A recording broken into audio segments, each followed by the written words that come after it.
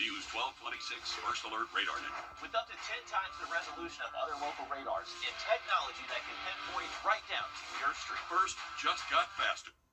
To play America's favorite jackpot game, this is Powerball. Good evening, America. I'm Laura Johnson.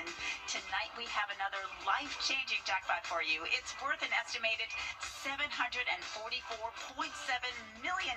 So get those tickets out. Let's play. That first number up is 18. Followed by the number 5.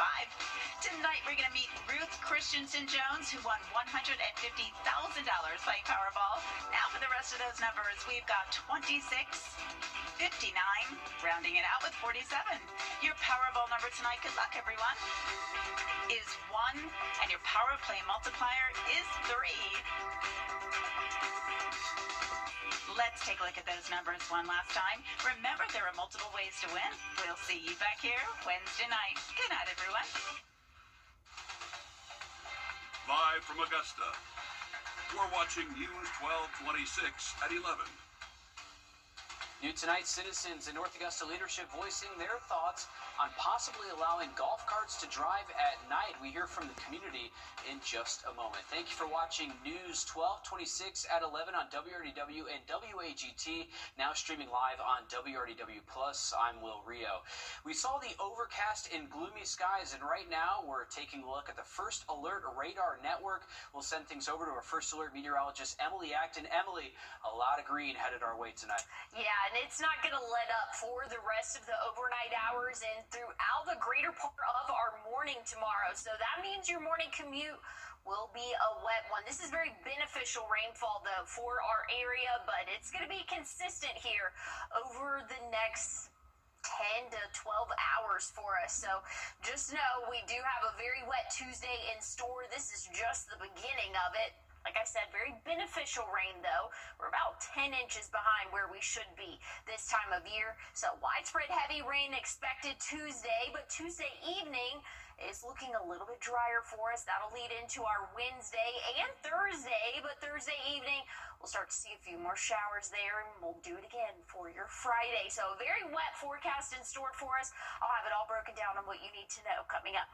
Sounds good. Thanks, Emily. Anywhere you go in the region, there's a chance you see someone driving a golf cart. Now in North Augusta, there's a chance that you could start seeing them at night. Tonight, North Augusta City Council took the first reading of an ordinance to do that. Your Ethan Hunter is live at the Safety Alert Desk now. And Ethan, what would this ordinance mean for the city, and how are they ensuring driver safety? Yeah, well, it could mean you can drive your golf cart at night, allowing for people to go out and get food, or maybe see a Green Jackets game, all without worrying about the sun going down. Discussions about the rules and what they can and cannot change according to the South Carolina law happening during this first reading. You can find golf carts all over North Augusta, but not at night. Yet. An ordinance read by City Council could change that, after a South Carolina law passed in May allows local jurisdictions to pass their own golf cart laws, but only regarding the hours, methods, and locations. This ordinance would allow people to drive golf carts until 11 p.m., as long as they have headlights, taillights, brake lights, reflectors, and a rear-facing mirror. These are all things that are required by South Carolina law, so those are inviolate. Those are things you cannot change, or the city council cannot change. Some council members wanted to require stricter seatbelt laws, but the state says only kids under 12 have to wear them. The city attorney says that's not in their jurisdiction to change. What this says we can do does not include requiring additional equipment on the vehicle. Still, Councilman Briatico stressed the importance of protecting kids on the road. It does say that we can set the hours, and if kids start getting hurt in our community, I'm for setting the hours from 11:59 a.m. to 12:01 p.m. The penalty for violating these rules, a fine of no more than $100 or no more than 30 days in jail. The ordinance passed unanimously and will look to become law at the council meeting on December 15th. For more information about the current golf cart rules, you can find that on our website, WRDW.com. And this is definitely a talk or something we will continue to follow. Thank you for that, Ethan. And new tonight, the Burke County Sheriff's Office is asking for your help finding a runaway teenager. If you have any information on him, you can call the Burke County Sheriff's Office at the number at the top of your screen there. Bryson Yost was last seen on Neely Circle at around 5 wearing a black hoodie, black joggers, and white shoes. He's about 5 feet 8 inches tall. And developing tonight, the Aiken Department of Public Safety asking for your help finding 14-year-old Austin Toole. He was last seen November 24th near Lawrence Street and Hayne Avenue. If you have any information, you can call the Department of Public Service dispatch line option 1. Toole has brown eyes, brown hair, and was last seen wearing a gray shirt, blue jeans, and white shoes. The application period is now open for you to apply for help with your heat bills. Georgia's low-income home energy assistance program runs through the Georgia Department of Human Services. Locally, you can apply through the CSRA Economic Opportunity Authority. The program helps homeowners and renters with heating bills through direct payments to utilities. Right now, those 65 and older and that are medically homebound can apply only. Other eligible Georgians can schedule an appointment on January 2nd. The money is provided on a first-come, first-served basis. We have a link on our website, wrdw.com, to see the full list of eligibility requirements. Some of the information that you need to provide is your most recent heating bill and proof of income. And happening now, Richmond County deputies asking for your help getting information on a deadly crash from November. Deputies say the crash happened on November 12th at around 3 in the afternoon. The sheriff's office says a 2015 Dodge Ram and a 2016 red Ford Escape crashed at the intersection of Deansbridge Road and Morgan Road. Anyone with information is asked to call the sheriff's office. You can remain anonymous. And new tonight, caregivers are in Washington, D.C. this week, making their voices heard with the Dole Foundation. The fire crews in Augusta busy today, battling multiple fires. First, crews battled this home fire on Kissingbauer Road earlier this morning. You can see just how heavy that smoke was. Crews on the scene worked from 9 to 12 trying to put that fire out. No one was home during the fire, and emergency crews rescued a pet. Unfortunately, officials say the home is a total loss. The cause of the fire is still under investigation tonight. Also, the Augusta Fire Department responding to a generator fire at Augusta National Golf Club. Take a look. It was reported just after 11 o'clock. This is video sent in to News 12 from a viewer showing some of that heavy smoke there. Fire crews say the fire was contained and put out. No one was injured, but this is right over the tree barrier there on Washington Road. And there is some positive news about Sergeant Andrew Wolf, the West Virginia National Guardsman who survived the ambush attack in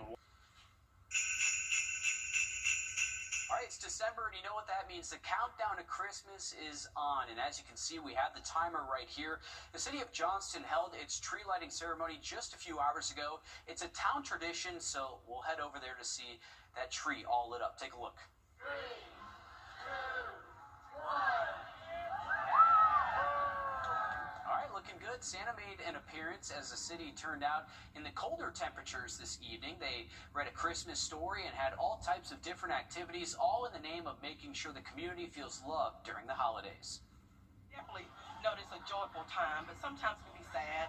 You know, loved ones are gone. So whenever we're here as a community, as a whole, we're here loving on one another, showing each other love as a community. So that's why we feel like it's important to have this every year. This week, there are multiple tree lightings. I'll be at the North Augustas tomorrow at 5.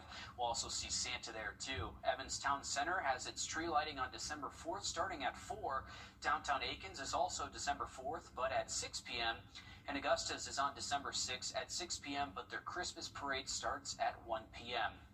There are other Christmas lightings and events happening this week and all this month. On Wednesday, the Aiken Train Museum will open the Christmas train display, and ice skating opens at the Sharon Jones Amphitheater.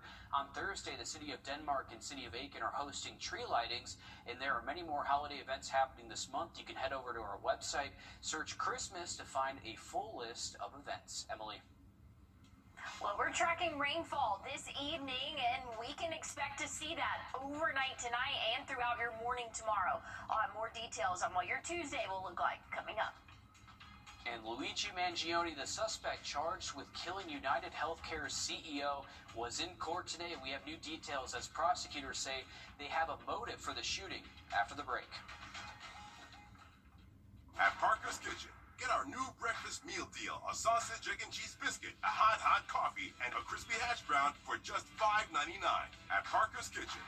This is WRDW Plus. Your free source for live, local news, weather, sports, and more. Anytime you need it. Search WRDW Plus on any streaming device like Roku, Apple TV, or Amazon Fire. Download our app to watch us live or catch what you missed anytime. Plan your day with confidence ahead of changing weather with your First Alert weather forecast. When there's breaking news, find out first with WRDW+. I'm Zana Halliburton. And I'm Will Rio. And this is WRDW+, streaming now.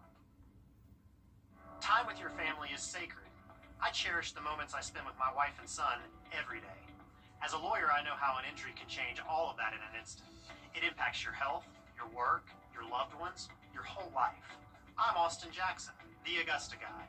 After your accident, I'm here to help you recover and get what you deserve for your injuries so you can get back to the moments that really matter. After an accident, call Austin Jackson, the Augusta guy. 706-724-7224. Later this week, you can help change lives during the 25th annual iHeartMedia Cares for Kids Radio and Telethon. The radio and telethon runs on Thursday and Friday, December 4th and 5th from 6 in the morning to 7 in the evening, and this weekend, Saturday and Sunday from 8 to 1 p.m. You can call the number on your screen there. You can also text CHOG to 34984 or go online to donate at caresforkidsradiothon.com. We'll have all of this linked on our website, available on Thursday. More than 100,000 kids receive care there. We'll have our own Zana Halliburton live from that event, sharing stories from all the parents and some of the kids that have gone through the Children's Hospital there. They do so much for our community, so no donation is too small. If you can help out, please do. Emily. Well, I'm excited for that and excited to have Zana there again this year. Looking at your forecast for tomorrow morning, chilly conditions for us. 43 will be our average morning low, and it will be raining as you step out the door. So give yourself a couple extra minutes on that morning commute. That means your bus stop forecast to head off to school is going to be a wet one, but good news is you're not going to need the rain gear all day. By the afternoon, conditions are looking drier for us, but it will be a washout for the start of our morning. Just be prepared for that. Here's what we're looking at. This is around 6 a.m. Widespread heavy rainfall all across the CSRA, really all across South Carolina and Georgia. That's going to continue into the later parts of the morning, but I think around noon, that's when conditions should start to dry out, but we will see overcast skies, and that'll last off and on throughout the day Wednesday. But Wednesday is looking nice and dry, so if you do have any outdoor plans, Wednesday's not a bad day to do those, or even Thursday. Thursday we will see. I'm excited for that and excited to have Zana there again this year. Looking at your forecast for tomorrow morning, chilly conditions for us. 43 will be our average morning low, and it will be raining as you step out the door. So give yourself a couple extra minutes on that morning commute. That means your bus stop forecast to head off to school is going to be a wet one, but good news is you're not going to need the rain gear all day. By the afternoon, conditions are looking drier for us, but it will be a washout for the start of our morning. Just be prepared for that. Here's what we're looking at. This is around 6 a.m. Widespread heavy rainfall all across the CSRA, really all across South Carolina and Georgia. That's going to continue into the later parts of the morning, but I think around noon, that's when conditions should start to dry out, but we will see overcast skies, and that'll last off and on throughout the day Wednesday. But Wednesday is looking nice and dry, so if you do have any outdoor plans, Wednesday's not a bad day to do those, or even Thursday. Thursday, we will see some more cloud cover building in and an isolated shower or two later on in the evening. Now, it's not going to be a washout like what we can expect tomorrow. So, again, widespread heavy rain for the first half of our day. Wednesday, looking mostly dry, and same for our Thursday until we get into the evening. Then we could start to see a few of those showers building in.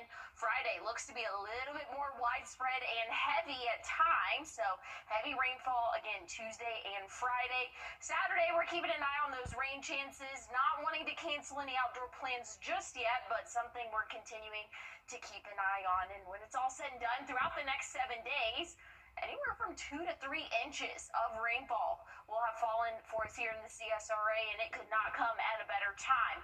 We're seeing moderate and severe drought conditions all across the area, and again, this just continues to get worse, but hopefully with this rainfall that we'll see tomorrow And again, on Friday, we'll have some better conditions in store for us. But we do have that 40% chance on Saturday. I know there's a lot of Christmas activities going on. Again, I wouldn't cancel them just yet, but just make sure that you're staying up to date with the forecast. We'll keep you guys updated here on News 12. Thanks, Emily. The man accused of gunning down United Healthcare. We're here for Georgia, and we're here for you. Yeah, right along with me, Riley Hale, every week as I fit a good spot right there and explore CSRA We All Love. Reland with Riley, Thursdays at 5:30 on News 12, sponsored by Plunkett Heating and Air. With your to win a 60th anniversary Ford Mustang GT or a shopping spree when you visit any Farmer's Own Furniture location now through December 20th. This season, celebrate the joys of home and family. Farmer's Own Furniture, your hometown store. Riding down the highway, the logging truck turned, the logs came through, hit me in the head, and hit my daughter-in-law in the face. I had saw Austin's commercial on TV. I looked his number up on the internet, and he got right back to me. First Alert Radar, powered by Jim Hudson Automotive Group. On your sideline, sponsored by Chandler Law Firm. Many things in life that are hard to believe, whether the chicken or the egg came first. How is Kirby Smart 1-8 against Alabama, and how we are at the end of the high school football season? Only 2 teams are left standing in South Carolina with 2 state titles on the line. Up first on Friday night, Bamberg-Ehrhardt back in the state finals for the first time since 2021. The Red Raiders still carry a perfect record heading into their matchup against Lamar on the campus of SC State. If Corey Crosby and his team can close out Friday with a win, they would become the first team in program history to finish the season undefeated. To see them guys, go through, they played in the lower state when they were 10th graders and they lost. Just to see them keep fighting. Last year we was 10-3 and lost in the quarterfinals. And see them guys just keep fighting and getting better. It's impressive, and I'm proud of you guys, man. But this is my group, man. We kind of knew this was gonna be the group, and we just had to stay healthy and find a way to finish this thing out Friday. The day after, on Saturday, Strom Thurmond makes an appearance in the 2A state finals for the first time since 2005, which also happens to be the last time the Rebs lifted the top prize. Coach Andrew Webb is in his 4th year with Strom, leading the Rebels past the quarterfinals for the first time since 2012. Strom will face Hampton County, which is a team that's riding an 8-game win streak into the finale. Coach Webb could become just the 3rd coach at Strom to win a state title. And at the same time that game kicks off on Saturday, so will Georgia in the SEC championship game. For the 3rd time in 5 years, the Dogs and the Crimson Tide squaring off in Atlanta. Georgia's only loss this season came at the hands of Alabama back in late September when the Tide won 24-21 and snapped UGA's 33 home game win streak. Since that loss, the Dogs have won 8 straight, most of them coming in comfortable fashion. As we all know, Alabama has had Georgia's number over the last decade. Kirby Smart just 1-8 versus the Tide, and Georgia is 0-4 in SEC title games against Bama. Monday, Coach talking about how both teams match up the same as they did 2 months ago. I don't think you change a whole lot during the year. You play to the skill set of your playmakers. They've got playmakers. They play to the skill set of those guys. Ty's still playing really well. He's extremely athletic. He can extend plays. He knows where to go with the ball. He knows defenses. He's played a lot of football, and he's played with a lot of confidence. So I don't think there's a lot of change. I mean, they're really good at what they do. A lot on the line Saturday. A win for Georgia would almost guarantee them a top 4 seed in the playoffs, but a loss could just mean that the Dogs host a playoff game in round 1. And while the football season winds down, the girls' flag football postseason gets started this week. 9 CSRA teams will be represented, rounds 1 and 2 both taking place Thursday night. Washington Wilkes, Grovetown, and Greenbrier all getting the honor of hosting. Washington Wilkes in just the first year of its program, coming off of an area title, while Greenbrier aiming for a 3-peat.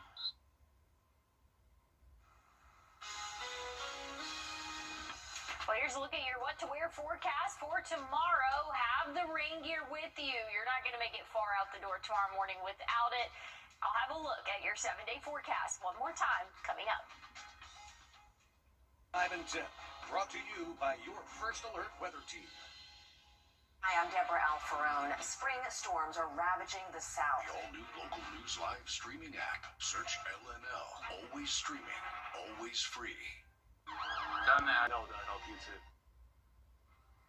Here's a look at your 7-day forecast. Don't forget tomorrow morning, very wet morning commute, so give yourself a couple extra minutes out there on the roadways. We'll warm up into those middle 50s for us, and we're going to keep that 50s trend rolling really for the next 7 days.